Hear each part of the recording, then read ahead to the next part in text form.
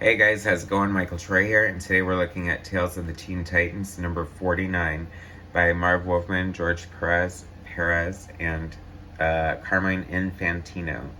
Alright, this is cool. First of all, this is I remember this coming out and how exciting. I'm a huge fan of George Pérez's art. Love the Wolfman Pérez run and era in the Titans. I thought this cover was fantastic. George Pérez always hit a home run when it came to his cover art, and just the effect here of this image of Dr. Light. You got the Flash, you got Kid Flash, or Wally West, and his girlfriend Frances Kane. This might be... I feel like, did the Flash give up the mantle of Kid Flash? Because he and Robin did quit at the same time, and they're getting ready for Donna Troy's wedding here. Here's Dick Grayson getting fitted for a tux with the rest of the groomsmen. And George Pérez is doing the other monthly Titans book at the same time, so he's doing both. So that's kind of cool. And then here comes Donna and Corey. There's nothing better than a George Pérez Starfire, or any Titans for that matter. He's what made me fall in love with the Titans, so I just love seeing his, versions of the characters. I just loved, okay, so this is inked by Mike DiCarlo, and I have to point out that I am so not a fan of the way he inked pretty much anybody, but really did not think it was very flattering at all. It's kind of crazy because he's getting in all the lines and details that you would know Perez's art for, but it's just a little chunky and just not flattering at all. There's something about the faces that loses what makes Perez's art so special to me. Great to see Vic Stone's grandparents. They were always fun. That's one of the hallmarks of the Perez Wolfman Titans, is that not only did they create such a believable, realistic dynamic between the team, making you believe that they were truly cared for each other and were somewhat of a family, but they also included such great characterization from the supporting cast and the other characters in the book. That was super appreciated.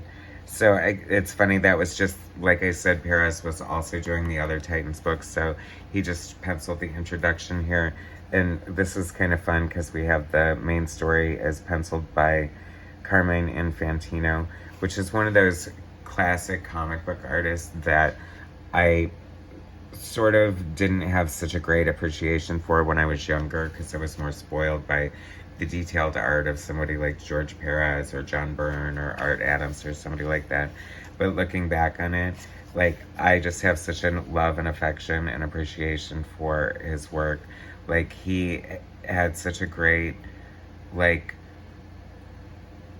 think that what a lot of modern comic artists suffer from is that there's a stiffness and almost opposed quality to a lot of their art, that there's sort of a looseness and a fluidness and a movement to a two-dimensional, this is a perfect example right here. I don't know, there's just such a great flow to this whole effect right here.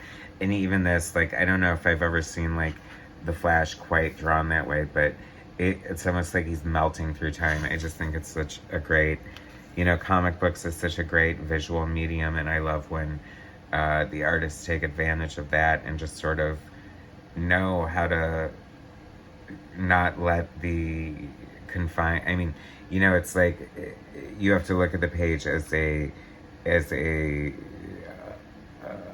canvas of limitless possibilities, not limitations, you know what I mean? And I think that some artists are just better at doing that and expressing and showing what can be done with the medium. There's a reason Carmine Infantino is, a total legend. So obviously, look at all these great cartoons from Saturday morning. Dr. Light's such an interesting character. I feel totally ruined by Brad Meltzer and Infinite Crisis. I don't know, that was just such a icky kind of story for me, but I don't know. Is there room for that in comic books?